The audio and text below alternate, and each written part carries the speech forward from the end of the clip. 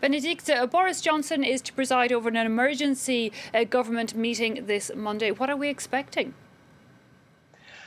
Well, the Prime Minister, Boris Johnson, has got what is being described here more and more as a perfect storm.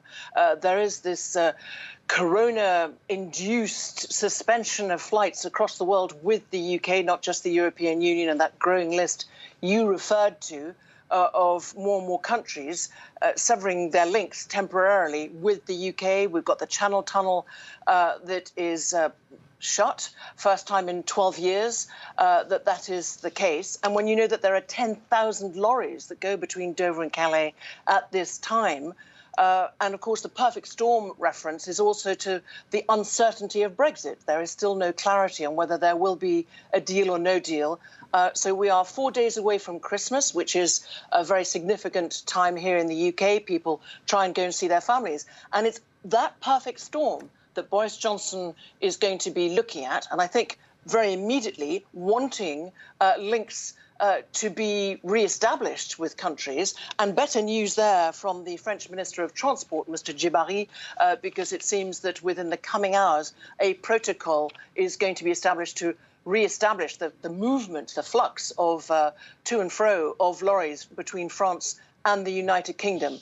But a really intense problem and crises here. Supermarkets worrying about people panic buying and asking people across the UK not to do that, assuring people that as far as fresh food is concerned, there's plenty for Christmas and the New Year. Any shortages of fresh food would come if there was a longer interruption of traffic, particularly through the Channel Tunnel in January. Meanwhile, Benedict, how do you things look when it comes to that COVID situation? I mean, how bad is it across England and the rest of the United Kingdom today? Well, it's serious.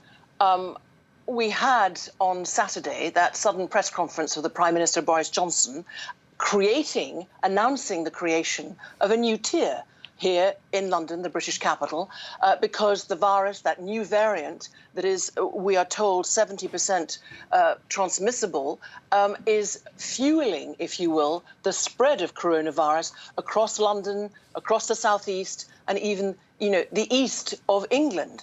And that means that actually the figures are very bad. I'll give them to you for Sunday. And they were coronavirus cases in the UK rose by 35,928. That's nearly double the number recorded the week before, so Sunday previously. And it was announced that 326 people had died within 28 days of a positive test. And that brings the reported toll of deaths here in the United Kingdom to nearly 67,500.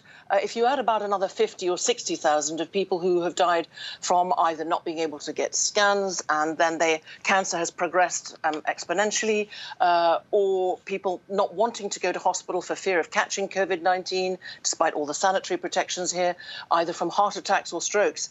That is a very, very huge toll. And the UK has been either first or second on a European level with the worst death toll. So there is worry here. And of course, most people's Christmas has been cancelled. So very little good news for the moment on the horizon. OK, well, Benedicte, we'll have to leave it there for now. But thanks indeed for joining us. Benedicte Paviot there, coming to us from London.